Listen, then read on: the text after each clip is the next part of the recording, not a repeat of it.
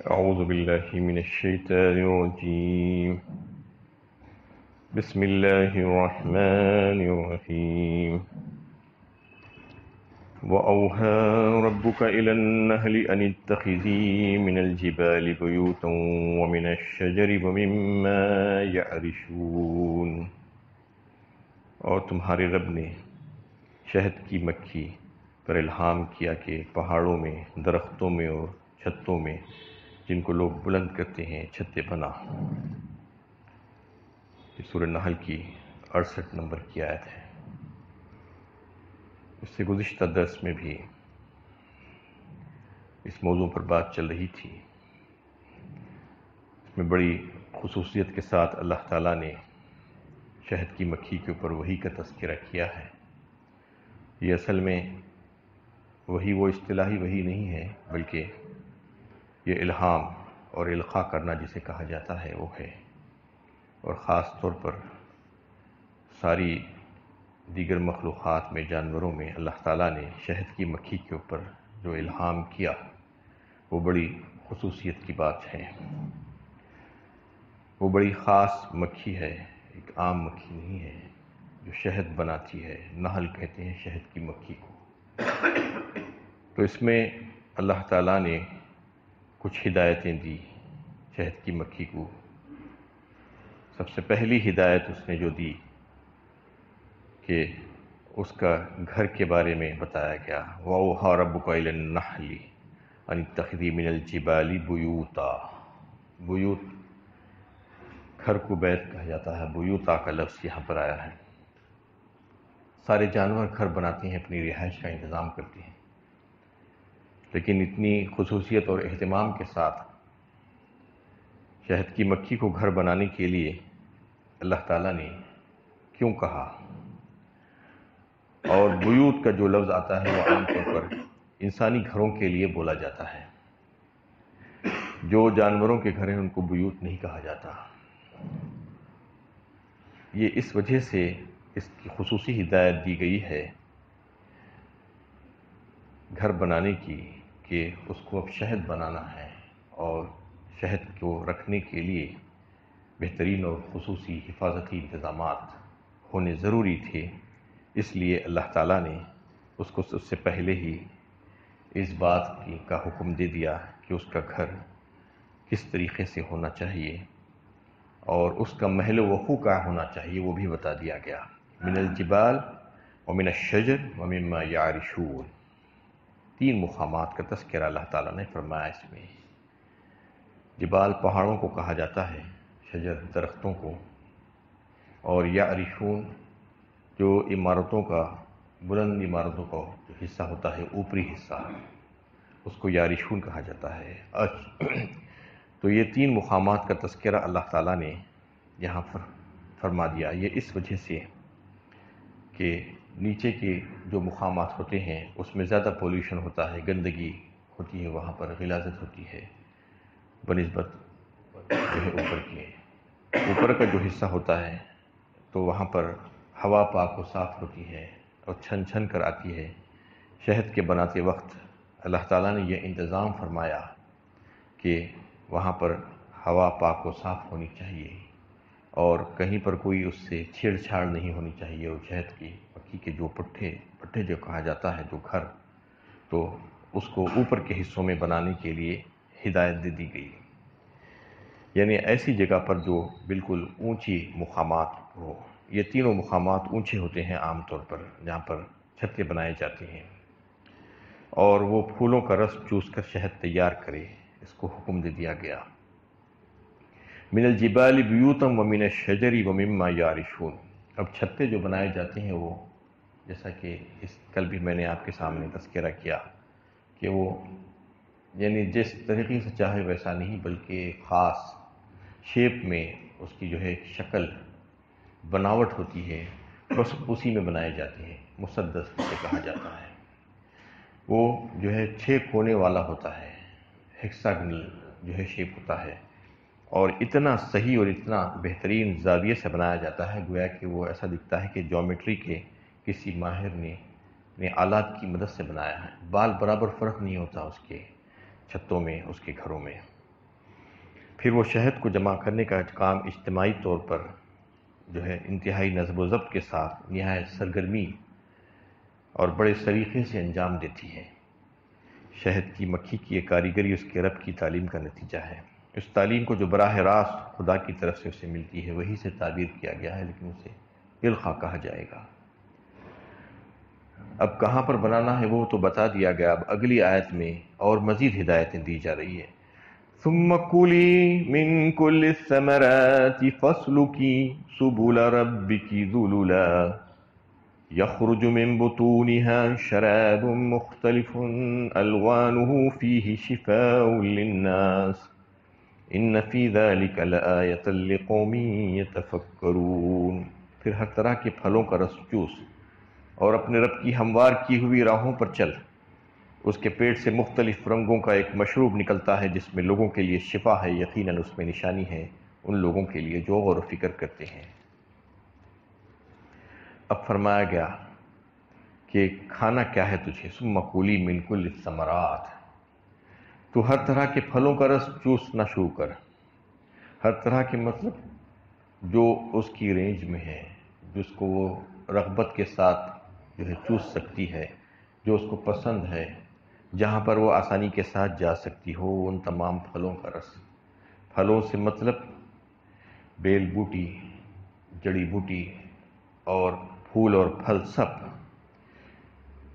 اس کے لیے اللہ تعالیٰ نے یہاں پر اس کو ہدایت کر دی کہ ہر قسم کے پھلوں کا رس چوسنا شروع کر۔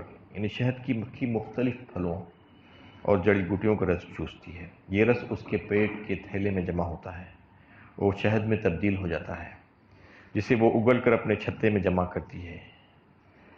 اور اس کے لیے کہاں پر جانا ہوگا اللہ تعالیٰ نے بتایا، فَاسْلُكِي سُبُلَ رَبِّكِ ذُلُلًا، یعنی اپنے رب کی ہموار کی ہوئی راہوں پر چل۔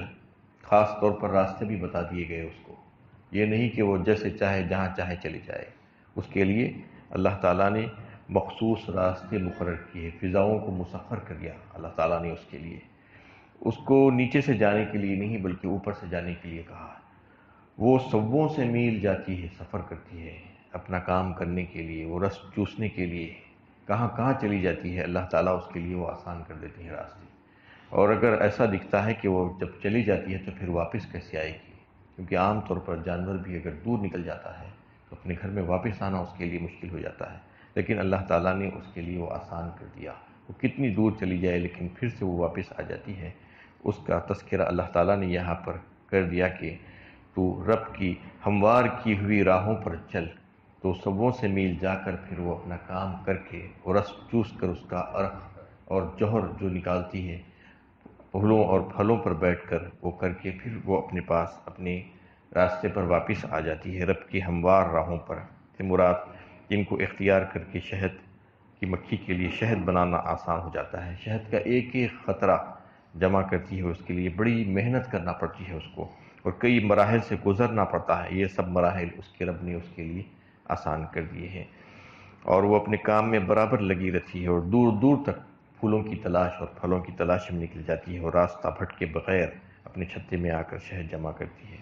پھلوں سے اس کے وقت وہ رس چوستی ہے جب وہ اس کا چھلکا نرم پڑ جائے یا وہ پھٹ جائے، تو اس وقت اس کو جو ہے وہ چوسنے کا کام کرتی ہے۔ اس میں اللہ تعالیٰ نے یہ بات بھی اس کو بتا دی، یہ ہدایت بھی اس کو دے دی کہ فَاسْلُكِي سُبُلَ رَبِّكِ ذُلُلًا میں، کہ اپنے رب کی ہموار کیے ہوئے راستوں پر تو چل۔ یخرج من بطونها شراب مختلف الوان، اب اصل جو ہے موضوع پر بات ہو رہی ہے کہ اس میں یعنی وہ جو مشروب نکلتا ہے اس کے پیٹ سے جو مختلف رنگوں کا ہوتا ہے۔ یہ مشروب کیا ہے؟ وہی شہد جس کا تذکرہ آ رہا تھا۔ یہ شہد مختلف رنگوں کا ہوتا ہے، یہ اس وجہ سے کہ موسم کا اس پر اثر ہوتا ہے، اور جو غذائیں وہ مکھی لیتی ہے، یعنی مطلب یہ ہے کہ وہ جو بھی پھول اور پھل کے اوپر بیٹھتی ہے اور جس قسم کی چیزوں کا رس چوستی ہے اسی کے مطابق اس کا رنگ بنتا ہے، یعنی اس میں جو ہے وہ اثر ہوتا ہے وہ علاقوں کا، وہ غذاؤں کا اور وہ موسم کا، وہ موسمی تبدیلیوں کا۔ مختلف قسم کے شہد جو ہے، رنگ کے شہد اللہ تعالیٰ جو ہے بناتے ہیں، جس قسم کے پھلوں اور پھلوں کا رس جو ہے، پھولوں کا رس مکھی جو چوستی ہے اس کی مناسبت سے شہد میں رنگ، ذائقہ اور طبی خصوصیات بھی اس میں آتی ہے، میڈیکل پراپرٹیز بھی جو ہے اس میں بہت سی مل جاتی ہے۔ شہد کے بارے میں دیکھیے کہ شہد میں اللہ تعالیٰ نے جو ہے وہ علاقہ اور وہاں کی غذائیں اور موسم کی وجہ سے اس کے رنگ میں تبدیلی لاتے ہیں، لیکن دودھ کے لیے ایسا نہیں ہے۔ دودھ ایک ہی رنگ کا ہوتا ہے، چاہے وہ کوئی غذا کھائے جانور، اور کہیں پر کچھ بھی موسم ہو وہ سفید ہی ہوتا ہے، اس کے رنگ میں تبدیلی نہیں ہوتی ہے۔ شہد اللہ تعالیٰ نے جو بتایا ہے کہ نکلنے کے بعد فیہ شفاء للناس فرمایا، جو اس جانور کے پیٹ سے نکلتا ہے فیہ شفاء للناس، اس میں شفا ہے لوگوں کے لیے۔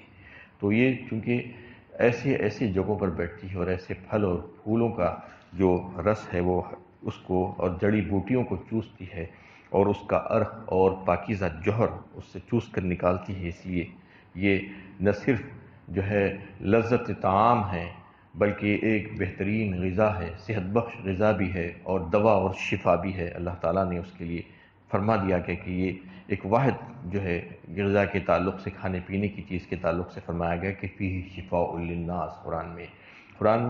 قرآن کریم کے لیے بھی جو ہے شفا کہا گیا، وَنُنَزِّلُ مِنَ الْقُرْآنِ مَا هُوَ شِفَاءٌ وَرَحْمَةٌ لِّلْمُؤْمِنِينَ فرمایا، یعنی ہم نے نازل کیا ہے قرآن کو جس میں لوگوں کے لیے شفا ہے اور رحمت ہے ساری انسانیت کے لیے۔ تو اس میں شہد کو اللہ تعالیٰ نے شفا کیا ہے، کہا ہے۔ شہد ایک لذیذ اور مفید غذا ہی نہیں ہے بلکہ مختلف بیماریوں کے لیے وہ نسخے کیمیا بھی ہے۔ قدیم زمانے کے لوگ اس کو شفا کے لیے استعمال کرتے تھے۔ شہد ایک بہترین اچھا جو ہے پریزرویٹیو بھی ہے، یعنی صرف وہ خراب نہیں ہوتا بلکہ دوسری چیز میں جب اس کو ملا دیا جاتا ہے تو اس کو بھی خراب ہونے نہیں دیتا، اس لیے کہ اس میں سے جو بیکٹیریا ہے وہ پرورش نہیں پا سکتے۔ یونانی دواؤں میں اس کو استعمال کیا جاتا ہے کثرت کے ساتھ، اور اطباء اور حکماء جو ہے اس کو الکحل کی جگہ پر استعمال کرتے ہیں۔ جدید طبی تحقیقات کی روح سے شہد میں مختلف قسم کے وٹامنس اور منرلز پائے جاتے ہیں، گویا شہد ایک بہترین اچھا خاصا ٹونک ہے۔ تو اس میں اللہ تعالیٰ نے بے شمار فائدے اس کے جو ہے رکھے ہیں شہد میں، اس لیے اس کے لیے کہہ دیا گیا کہ یہ شفا ہے۔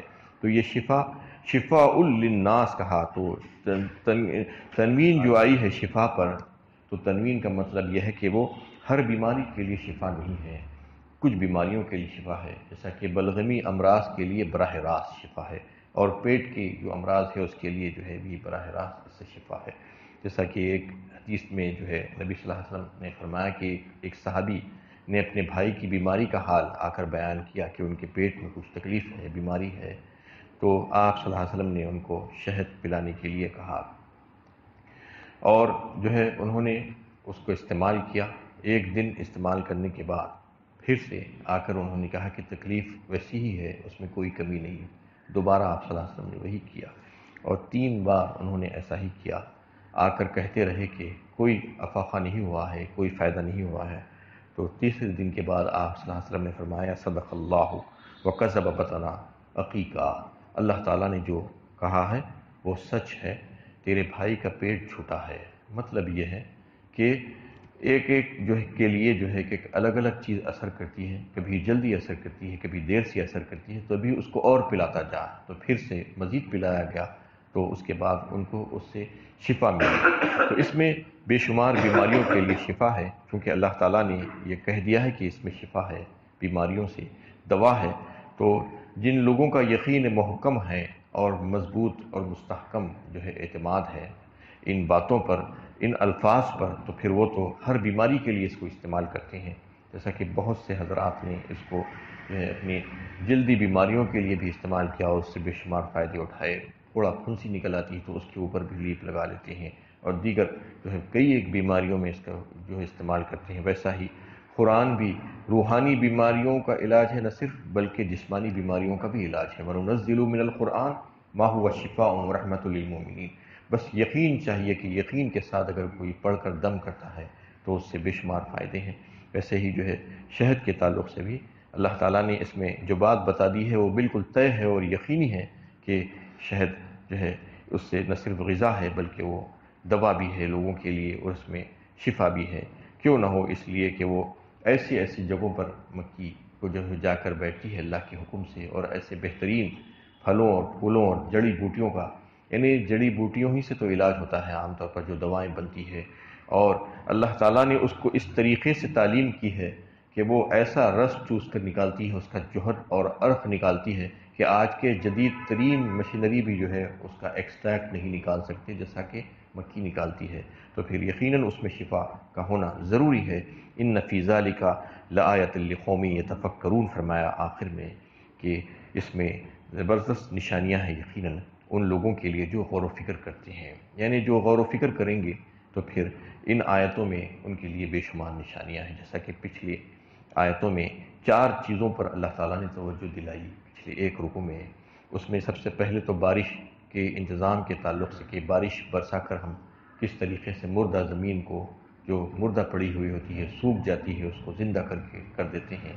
اور پھر جو ہے اس کے بعد دودھ کا ذکر اللہ تعالیٰ نے فرمایا کہ جانور کے پیٹ میں سے جو اندر کتنی غلاظتیں ہوتی ہے، اس کے درمیان سے، خون اور گوبر کے درمیان سے ہم بہترین لذیذ دودھ تم کو نکال کر پلا دیتے ہیں۔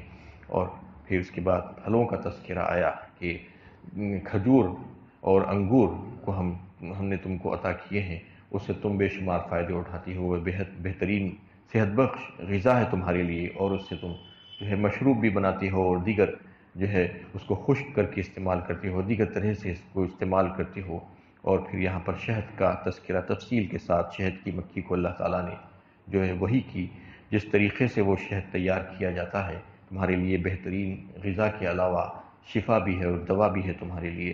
تو یہ ساری چیزوں پر اگر انسان غور و فکر کرے تو اس کو پتہ چل سکتا ہے کہ انسان جو ہے اللہ تعالیٰ کی توحید کیا ہے، کہ ادھر ادھر وہ اپنے سجدگاہیں جو بناتا ہے اور جا کر ان کو اور ان کو اللہ تعالیٰ کی حقیر مخلوقات کو پکارتا ہے مشکل کشائی اور حاجت روائی کے لیے، تو اللہ تعالیٰ یہ بتانا چاہ رہے ہیں کہ تمہارا خالق سوائے اللہ کی اور کوئی نہیں ہے۔ یہ ساری کائنات میں یہ قدرت کی جو نشانیاں ہیں، جو شاہکار ہیں، جو صنائی ہے اللہ تعالیٰ کی، جو کاریگری ہے، جو کمالات تم کو یہ جو نظر آ رہے ہیں، اس میں کتنی چیزیں تمہاری ہے، تم اس کو استعمال کرتے ہو، تم اپنی زندگی میں صبح سے شام تک جو ہے اس کو استعمال میں لاتے ہو۔ اس کے باوجود بھی کیا تم یہ سمجھ رہے ہو کہ اللہ کے برابر کوئی اور ہو سکتا ہے جو اللہ تعالیٰ کی حقیر مخلوقات ہے، چاہے وہ انسان ہو، چاہے وہ جنات ہو، چاہے وہ اور کوئی مخلوق ہو، حیوانات ہو یا بت ہو یا اور کوئی، وہ سب کے سب اللہ تعالیٰ کی حقیر عاجز بے بس مخلوقات ہیں، ان کے پاس کسی قسم کی کوئی اختیارات نہیں ہیں۔ لہٰذا تم اپنی سجدگاہیں کہیں اور مت بناؤ سوائے اللہ کے، اللہ تعالیٰ ہی کے سامنے تمہیں سجدہ کرنا چاہیے، اسی کو تم کو جو ہے معبود ماننا چاہیے، اسی کی عبادت ہونی چاہیے۔ یہ ساری باتیں بتانے کا مقصد یہی ہے کہ اتنی ساری نعمتیں، اتنے احسانات اللہ تعالیٰ نے تم پر کیے ہیں، بتاؤ تو صحیح کہ اتنے احسانات کسی اور نے تمہارے اوپر کیے ہیں؟ یہ ساری نعمتیں تم کو کس نے دی ہے؟ اس میں غور و فکر کی دعوت دی گئی ہے۔ اگر کوئی غور و فکر کرے گا تو معمولی عقل کا انسان بھی اس کو سمجھ سکتا ہے، لیکن آج بڑے بڑے دانشور کہلانے والے جو ہے اس بات کو سمجھ نہیں سک رہے ہیں، اپنے خالق اور مالک کو نہیں پہچان پا رہے ہیں۔ اللہ تعالیٰ اس میں غور و فکر کی دعوت دے رہے ہیں کہ ان فی ذالک لآیۃ لقوم یتفکرون، اس میں نشانی ہے ان لوگوں کے لیے جو غور و فکر کرتے ہیں۔ اللہ تعالیٰ سے دعا ہے کہ اللہ تعالیٰ ہمیں صحیح علم و عمل کی توفیق عطا